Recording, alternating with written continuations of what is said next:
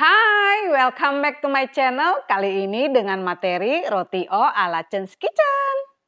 Yuk langsung aja. Pertama kita campur semua bahan kering. Terigu, gula pasir, dan ragi instan. Jumlahnya sudah tertera di layar ya. Aduk dengan speed paling rendah saja sampai rata. Kalau sudah rata, waktunya masukkan 2 butir telur ukuran sedang aja ya. Setara dengan 100-110 gram. Ini juga masih tetap diaduk dengan speed paling rendah ya, supaya tepungnya tidak berterbangan kemana-mana. Dan tunggu sampai telurnya benar-benar tercampur ke tepung. Kemudian tambahkan air sedikit demi sedikit, lihat seperti di video cara tuangnya ya. Nah, saat ini speed boleh dinaikkan ke nomor 2 karena adonan menjadi sedikit lebih berat setelah ditambahkan air. Kemudian lanjut masukkan susu kental manis.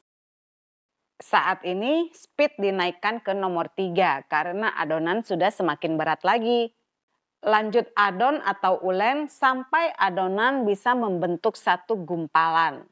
Perhatikan pada tahap ini adonan sudah tidak lagi menempel di mangkok tapi masih sangat berat ataupun keras ataupun kaku.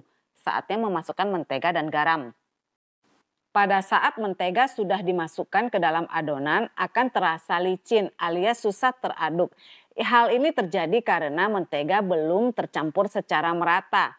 Tidak apa-apa, lanjut saja terus diaduk atau diadon, nanti setelah merata akan terkumpul kembali adonannya seperti di video.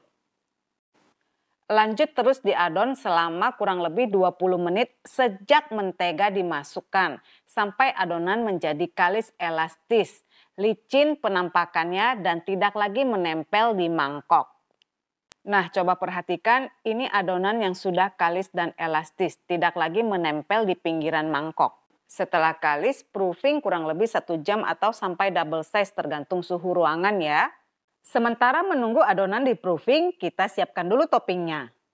Mixer margarin dan gula pasir yang sudah dihaluskan atau di blender selama kurang lebih 8-10 menit atau sampai margarin berubah warna menjadi putih pucat. Mixernya menggunakan speed paling tinggi. Sesekali aduk dan ratakan margarin sampai ke bagian bawah baskom supaya bisa termixer secara merata.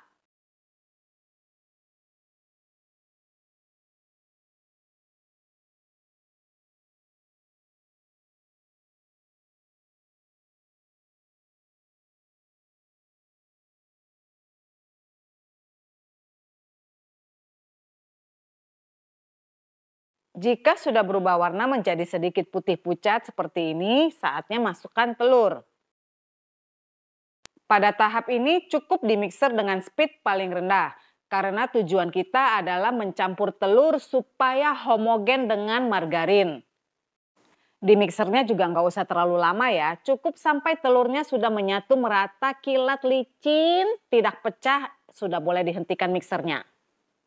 Kenapa di tahap ini tidak boleh dimixer dengan speed paling tinggi? Karena nanti akan pecah adonan. Artinya antara telur dan margarin tidak dapat menyatu dengan sempurna. Sama seperti biasa, setiap kali memixer segala sesuatu sesekali diaduk-aduk supaya merata ya.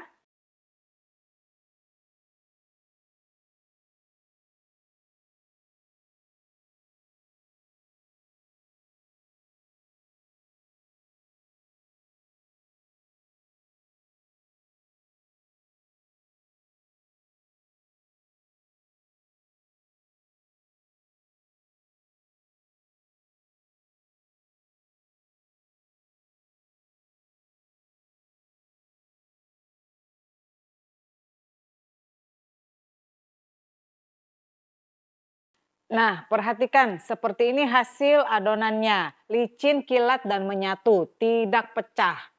Kemudian masukkan terigu dan kopi instan. Tapi sebelum dimasukkan, dicampur dulu, diaduk rata dulu ya. Kemudian masukkan campuran tepung dan kopi instan sedikit demi sedikit secara bertahap dengan speed paling rendah saja.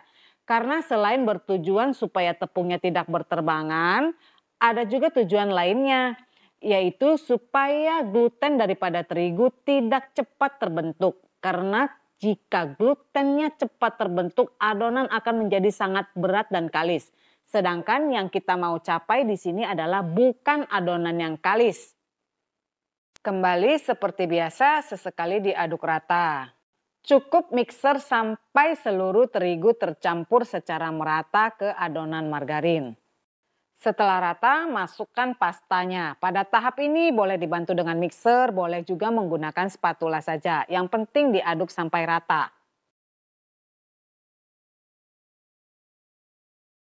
Perhatikan hasil akhir tekstur adonan toppingnya ya, cenderung kental. Kemudian masukkan ke dalam plastik segitiga dan biarkan dingin di dalam kulkas bagian bawah. Tujuan dimasukkan ke dalam kulkas adalah supaya margarin tidak cepat meleleh terkena suhu ruang dan supaya nanti hasilnya crispy setelah dipanggang. Ya, kita kembali lagi ke adonan roti. Setelah proofing sampai double size, tuang ke meja kerja, taburi tepung sebelumnya. Permukaan adonan juga taburi sedikit tepung. Pastikan tangan Anda benar-benar kering pada tahap ini supaya tidak lengket ya. Buang gas yang ada dalam adonan dengan cara diulen-ulen ditekan-tekan sebentar seperti di video.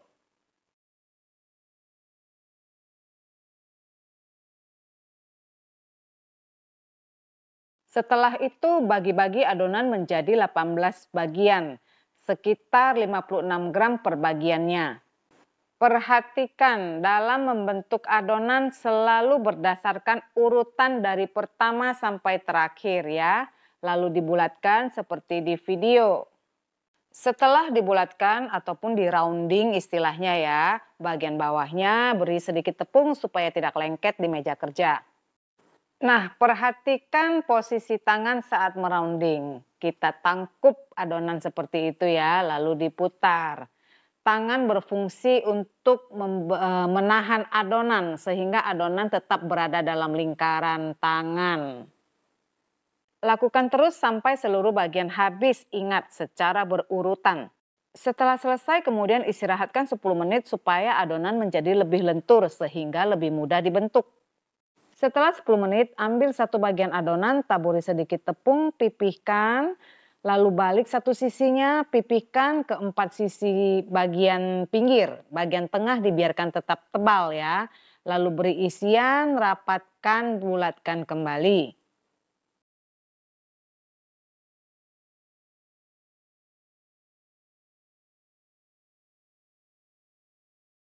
Setelah selesai dibulatkan, letakkan dalam loyang atau tray dan beri jarak supaya tidak saling menempel saat dipanggang.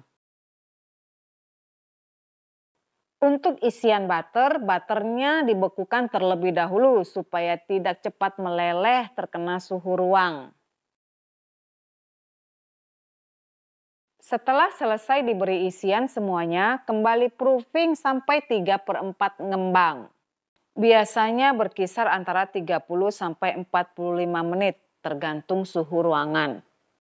Setelah mengembang, spreadkan topping ke permukaan roti secara melingkar seperti di video. Spread sampai melebihi setengah dari tinggi roti ya, supaya nanti hasilnya toppingnya bisa menutupi seluruh permukaan roti.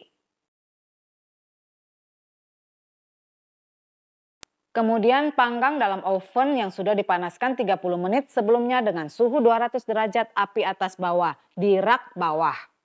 Panggang sekitar 5 menit sampai 8 menit atau sampai bagian bawah berwarna kecoklatan lalu pindah ke rak tengah.